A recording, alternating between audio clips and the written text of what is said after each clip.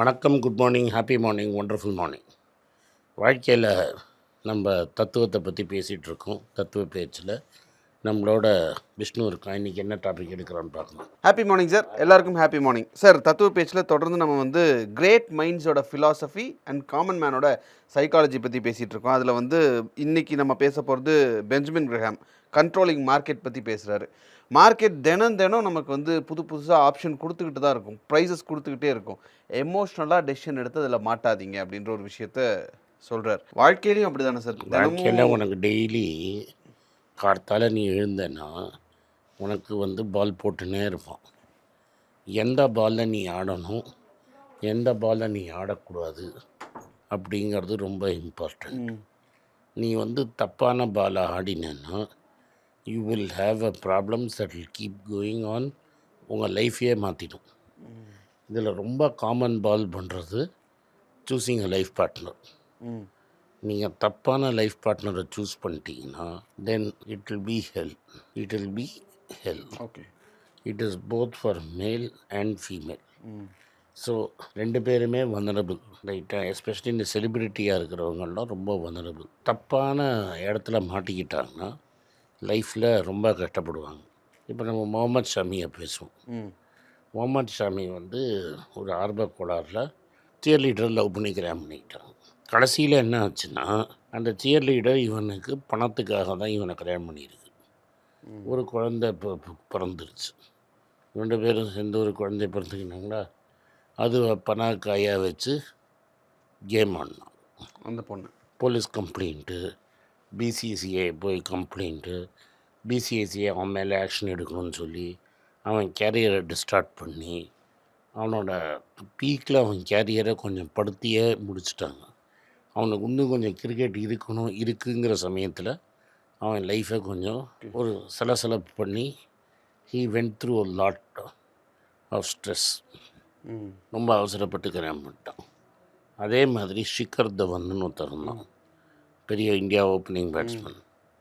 அவங்க வீட்டில் கெஞ்சி நாங்கள் பண்ணாதன்னு இருந்து அவன் என்ன பண்ணான், மெல்பர்ன்லேன்னு ஒரு பொண்ணை பிடிச்சின்னு அது பாக்ஸர்னு சொல்லி அவளுக்கு ஆல்ரெடி 2 பொண்ணு இருந்து அவளை கல்யாணம் பண்ணி அவங்க மூலமாக ஒரு பையன் பிறந்தப்புறம் அந்த பொண்ணு ஸ்வரூபத்தை காமிச்சு அது ரொம்ப நாஸ்டி ஃபைட் ஆகி இவன் பணத்தை வச்சு அவள் பேரில் ப்ராப்பர்ட்டி வாங்கி அதெல்லாம் கோர்ட்டு கேஸு கச்சேரின்னு போய் கடைசியில் பிரித்து அவன் ப்ராப்பர்ட்டியை வாங்கிறதுக்குள்ளே அவனுக்கு உயிரே போயிடுச்சு. ரெண்டும் நான் எக்ஸாம்பிளுக்கு சொன்னேன். வைஐச்சோஸ் இந்த 2 எக்ஸாம்பிள் தான் நார்த் இண்டியன்ஸு. நம்ம நீ இதை சொல்லிட்டே அதை சொல்லிட்டேன்னு யாருமே எல்லாருக்கும் தெரிஞ்சவங்க. இது மாதிரி நீங்கள் முன்னெல்லாம் இந்தியாவில் டைவர்ஸுங்கிறது ரொம்ப ரேர். ஆனால் இப்போ நீங்கள் போய் ஒரு ஃபேமிலி கோர்ட்டில் பார்த்தீங்கன்னா டெய்லி ஒரு 4-10 கேஸ் நடக்கும். டெய்லி 10 கோர்ட்ஸ் ஃபுல்லாகவே இருக்கும். அதனால் உங்கள் லைஃப் பார்ட்னர் இப்போ நிறைய ஓப்பன் சொசைட்டி ஆனதில் நிறைய men and women are interacting with each other. Software அங்கே இங்கேன்னு இன்ட்ராக்ட் பண்ணுறாங்க. பேஷனில் கைட் ஆகாமல், இமோஷனில் கைட் ஆகாமல் கூலாக கேல்குலேட் பண்ணி, ஏன்னா it is a marriage of 2 families. சினிமாவில் காட்டுற மாதிரி நீங்கள் எடுத்துகிட்டு ஒருத்தர் ஓடி போயெல்லாம் கல்யாணம் பண்ணிடலாம், ஓகே. பையனுக்கும் அவங்க சைடில் ரெஸ்பான்சிபிலிட்டிஸ் இருக்கும். இப்போ 2 பேரண்ட்ஸுக்கும் ஒரே ஒரு குழந்தைங்க தான். So you are responsible for 4 sets of parents. ஒரு பையன் சிங்கிள், பொண்ணு single, they married and there are 4 parents. முன்னாடி நிறைய மல்டிபிள் சில்ட்ரன் இருந்தாங்க. அந்த மல்டிபிள் சில்ட்ரன் இருக்கும்போது ரெஸ்பான்சிபிலிட்டி கொஞ்சம் ஈஸியாக இப்போ ஆனால் இருக்கிறதே 2 பேர், 4 பேர் இருக்கு சார். அதனால் இந்த ஃபேமிலி கண்டிஷன்ஸு உங்களோடது எல்லாத்தையும் பார்த்து தான் நீங்கள் கல்யாணம் பண்ணணும். 2வது, where this is very important is when you get caught with an abusive boss. லைட்டாக ஒரு அப்யூசிவ் பாஸ்ட்டை மாட்டிக்கிட்டேன்னா எப்படி வெளில வருவேங்கிறது ஒரு இம்பார்ட்டண்ட்டு. நம்ம ஜாப் செக்யூரிட்டிக்காக ஆசைப்பட்டு நம்ம அங்கேயே பர்மனெண்ட்டாக உட்காந்துட்டு இருந்தோன்னா உன் லைஃபு பீஸ் ஆஃப் மைண்டெல்லாம் போயிடும். You should know how to குயிக்காக ஒரு 2 வேலை கம்மியாக 2 சம்பளம் கம்மியாக வாங்கினா கூட அடுத்த வேலைக்கு தாவறதுக்கு உனக்கு திராணி வேணும். என்னது திராணி வேணும்னு உனக்கு புரிய இடத்த நான் சொல்கிறது, தைரியம் வேணும். ஒரு வேலையை விட்டு இன்னொரு வேலைக்கு எப்போ போகணும், எப்போ போகக்கூடாதுன்னு இருக்குது. எனக்கு தெரிஞ்சு ஒருத்தர் இருந்தார், அவர் வந்து ஒரு ஒரு சாஃப்ட்வேர் கம்பெனி இருந்தால் அது பெரிய கம்பெனி கிடையாது. Also run company. ஒரு 35-36 வயசு வரைக்கும் அந்த கம்பெனியில் போட்டார். அதுக்கு மேலே வேறு எங்கேயும் போக முடியல. அப்புறம் ரொம்ப கஷ்டப்பட்டு அவர் ஸ்டாருங்கிற ஒரு கம்பெனிக்கு போயிட்டார். இன்சூரன்ஸ் கம்பெனிக்கு போயிட்டார். அங்கேயே இருந்திருக்கலாம். ஆனால் அந்த சாஃப்ட்வேர் ஆசை யாரை விட்டுது. 3 வருஷம் கழிச்சு ஸ்டார்லேருந்து இன்னொரு பெரிய சாஃப்ட்வேர் கம்பெனிக்கு போயிட்டார். ஓகே. சாதாரண கம்பெனியில் 10 வருஷம் சர்வீஸ் போட்டார். ஸ்டார் இன்சூரன்ஸ் போயிட்டார். அங்கேருந்து ஒரு பெரிய கம்பெனிக்கு போயிட்டார். அந்த பெரிய கம்பெனியில் ப்ராப்ளம்னு சொன்னாங்க. உடனே இன்னொரு இன்சூரன்ஸ் கம்பெனிக்கு போயிட்டார். இந்த கம்பெனி ஒரு வாட்டி உனக்கு காலி பண்ணிடுச்சு. பழைய சாஃப்ட்வேர்லேயும் ஒரு வாட்டி தகராறு வந்துடுச்சு. நீ போய் எண்ட் யூசர்கிட்ட உட்காந்துட்ட. நம்மளுக்கு கிடச்சது இவ்வளோதான் அப்படின்னு நம்ம பெஞ்சை தேய்க்க வேணும். சாஃப்ட்வேர் ஏஐ எல்லாம் உனக்கு தெரியும். பழைய கம்பெனியே உனக்கு கிளிகிளிப்பாக ஆசையை காட்டணுன்னு இந்த 2வது செட்டில்டாக இருந்த கம்பெனியை விட்டுட்டு திரும்பி அந்த எந்த பெரிய கம்பெனியில் நீ தப்பிச்சு 2வது வாட்டி போனியோ அதே கம்பெனிக்கு போனேன். அவன் என்ன பண்ணான், ஒரு 1.5 வருஷம் ஒன்று வச்சுக்கிட்டு ஏஐ பாட்டெல்லாம் ட்ரெயின் பண்ணி உன் வேலையே அதை காலி பண்ணிட்டான். ஓகே. இப்போ வேலை இல்லை.